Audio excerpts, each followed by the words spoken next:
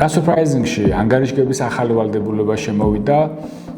დღეს მდგომარეობით კომპანიებს, ვისაც ეხება transfer pricing-ი, 3 ტიპის ვალდებულება აქვს დაწესებული კანონით.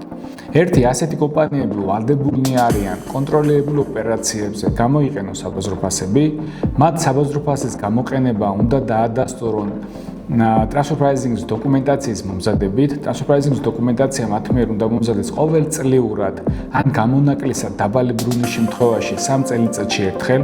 ეს ვალდებულებები კანონში 2013 წლიდან სრულყოფილად არის გაწერილი და დღესაც ძალაშია. დამატებით, რაც შეიცვალა 2026 წლიდან, ასეთ კომპანიებს ვალდებულება გაუჩნდათ მარტის თვის მოგების გადასახადის დეკლარაციის დანართი შეავსონ და მიუთითონ ყველას მნიშვნელოვანი ინფორმაცია კონტროლებულ ოპერაციებთან დაკავშირებით, მათ შორის მათ მომზადებული აქვთ თუ არა transfer pricing-ის დოკუმენტაცია, რომლის მომზადებასაც კანონი ავალდებულებდა. რის ეხება transfer pricing? Transfer pricing-ი, ანუ სატრანსფერო ფასწარმოქმნა ეხება ქართულ კომპანიებს ან უცხოური კომპანიების მუდმივ დაწესებულებებს საქართველოში, რომლებიც ახორციელებენ საერთაშორისო კონტროლებულ ოპერაციებს. საერთაშორისო კონტროლებულ ოპერაციებს კანონი განმარტავს შემდეგნაირად. ეს არის ბიზნეს ოპერაცია, რაშიც იგულისხმება საქონლის ყიდვა-გაყიდვა, მომსახურეობა, სესხი, როიალტი, საქმიანობის დათმობაც კი.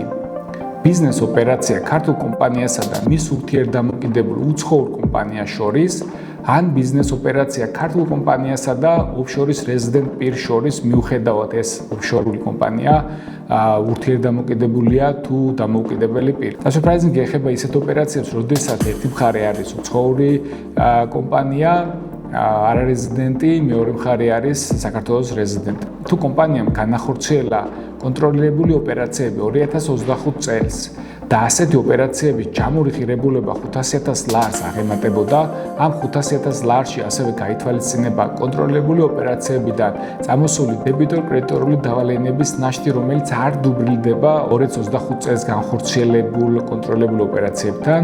ასეთ შემთხვევაში კომპანია ვალდებულია შეავსოს დანართი და მიუთითოს ყველა მნიშვნელოვანი ინფორმაცია, მათ შორის ოპერაციის ჯამური ღირებულებები, ოპერაციის დაწყების თარიღი, კონტრაგენტი, არარეზიდენტი პირის შესახებ ინფორმაცია და მნიშვნელოვანი ის არის, რომ მათ უნდა მიუთითონ მომზადებული აქვთ თუ არა transfer pricing-ის დოკუმენტაცია.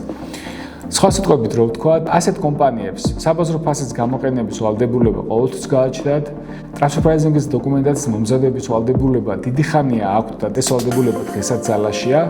და ამასთან ერთად უკვე 2026 წლიდან მათ უნდა გაამჟღავნონ ინფორმაცია და თქვან, რომ მე მქონდა კონტროლებული ოპერაციები, ამდენი ღირებულების, ამ დროს დავიწყე ამ პირთან და მე მომზადებული მაქვს, ან მე მომზადებული არ მაქვს ის transfer pricing-ის დოკუმენტაცია, რომლის მომზადებასაც კანონი მავალდებულებს.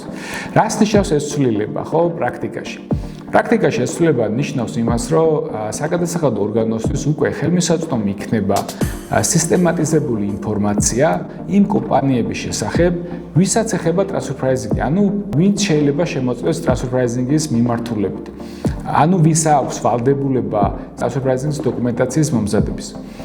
ეს სისტემატიზებული ინფორმაცია სავარაუდოდ საგრძნობლად გაზრდის transfer pricing-ის კუთხით საგადასახადო შემოწმების რაოდენობას და სიხშირეს. რა არის აქ ყველაზე მნიშვნელოვანი და რა უნდა გააკეთოს კომპანია? ყველაზე მნიშვნელოვანი არის კომპანიას ჰქონდეს გაანალიზებული, რომ მის მიერ განხორციელებულ კონტროლებულ ოპერაციებზე გამოყენებულია საბაზრო ფასები.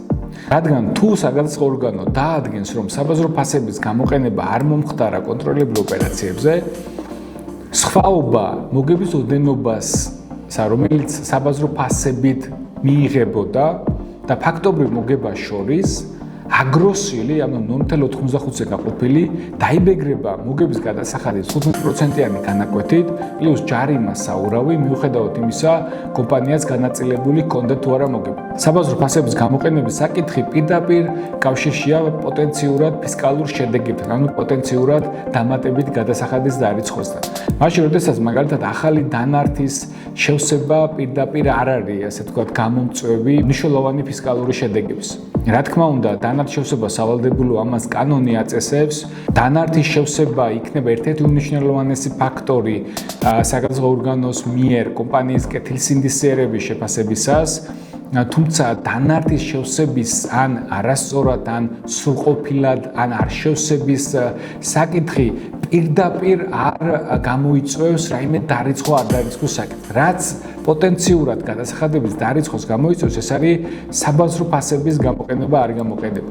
ამიტომ აუცილებელია რომ დანართის შევსებასთან ერთად პარალელურად გაანალიზება მოხდეს თქვენი კომპანიის მიერ, თუ უკვე არ არის გაანალიზებული, მართლაც მოხდა თუ არა საბაზრო ფასების გამოყენება კონტროლებულ ოპერაციებზე და ეს ეხება არა მხოლოდ 2025 წელს, არამედ წინა წლებსაც.